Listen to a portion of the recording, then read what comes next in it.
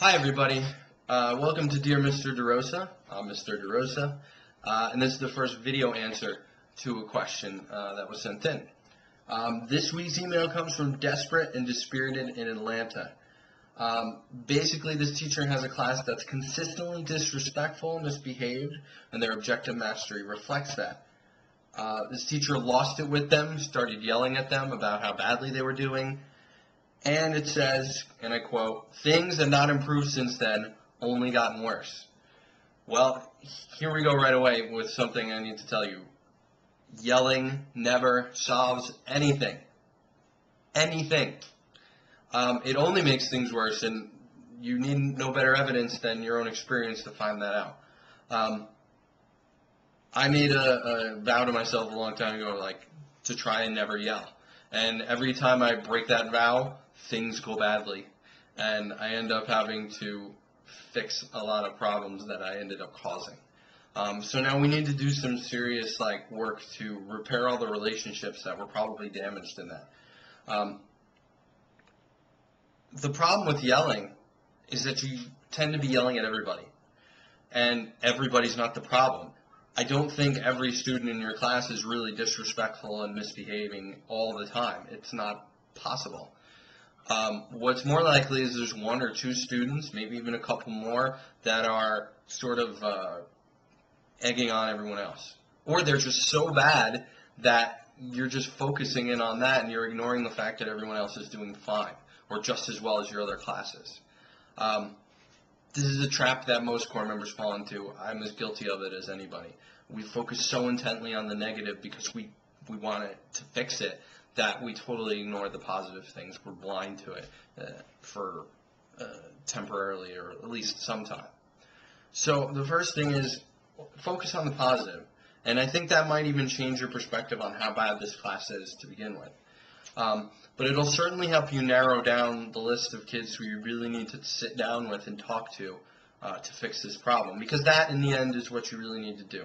Identify the kids who are really causing problems, the kids who are influencing others, and sit down with them and talk with them honestly, simply, frankly.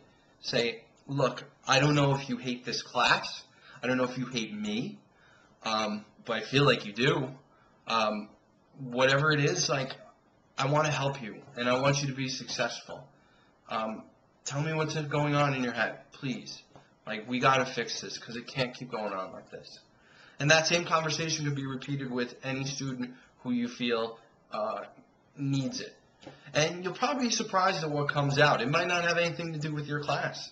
It might have something to do with you. Maybe you said something to them earlier in the year, some sentence that you thought was completely innocuous, and it just turned them against you like that for the whole year. And they said, from that point on, I'm not going to listen to anything you say. I'm going to do everything I can to screw your class up because I hate you, or I don't like you, or you hate me, is what they might be thinking. You have to look from their perspective, and what could they be thinking? Another way to get an idea of what the root problems are is to give a short survey out to the students. Make it anonymous, because then they'll be more honest. Ask them to be honest. Tell them you want to fix these problems. And the questions can be very simple. To them, you say, how are you doing behavior-wise? How are you doing on your work? And ask them what they think. What do they think the problem is? Some kids are going to say, well, Johnny over there keeps doing stuff, and I don't know why you do. I used to get kids who would say, Johnny's causing problems, and I don't know why you just don't throw him out of the room already. And of course, it's never quite that simple. But at least if you know Johnny's the one causing all the problems, that's the person you could sit down with and fix it with. They also might you also might, one more question you need to throw on there definitely is, what can I, Mr. DeRosa, do? What's one thing I could do to change this class for the better? What can I do to fix the problem? What have I been doing well or not well? Could be other questions. Because when you turn it around like that, and like I said earlier, it's very disarming for students. They don't expect you to say, I'm sorry, or it's my fault, or like it's all my fault. I'm gonna do what I can to fix it. And I'm sorry I let you down. Because when kids are misbehaving, for the most part, they know what's going on. They know what they're doing. And when you say something like that, some kids, not all kids, are going to say, well, gee, don't beat yourself up. Please don't be sad.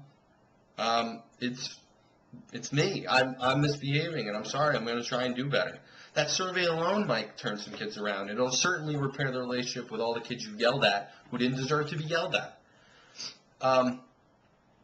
But it's going to be an ongoing process. You might find out that it's the way you're approaching your lessons as well. And that's probably the final piece of it. Just because things work with your other classes does not mean it's going to work with this class, even if you're doing the same thing.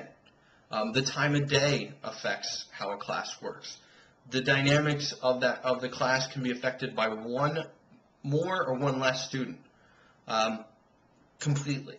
Any of your other classes that are going well could change at the tip of a hat, and you might not even know that it happened until things turn really bad. So you have to approach it differently. Your students might tell you that they're bored by the lesson plan. You might have to do something completely different, or just take what you're doing and sort of spice it up a little. Turn something that maybe is kind of boring into more of a game. Whatever you can do to keep their attention.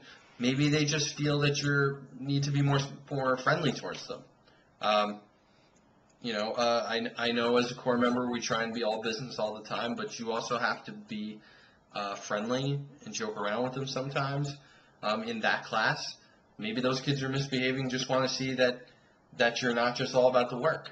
And that simple change in the relationship can make all the difference when you actually do want them to do the work. So let's sum it all up. Number one, ask everybody for their feedback in the form of a survey. Number two, don't yell anymore. This is not going to help. Number three, figure out who the students are that are really causing problems and sit down with them and talk it out and figure out what you have to do. And I'm not even talking about with the parents. Just talk with them first. If you need to escalate it from there, by all means do so. But if you can work it out at that level, it's going to make a big difference. And finally, think about your curricular approach, your pedagogical approach, because that might be part of it as well. But don't get too down either. This period up until Thanksgiving is I always felt the toughest period of the year, and things are going to get better. Things are going to get better. The fact that you wrote in, the fact that you are thinking about it means you're headed in the right direction. So good luck and to Desperate, and I know things will get better. Please, if you see this and you try some of this stuff out, please let me know how it goes. And anyone else out there, I'm happy to get your questions. Some questions have started to roll in. The email address is DEROSA, that's 2 Ds at the front, at teachforamerica.org. I do get to see that email now, so I will respond to you directly. And I can't wait to hear from you. See you later.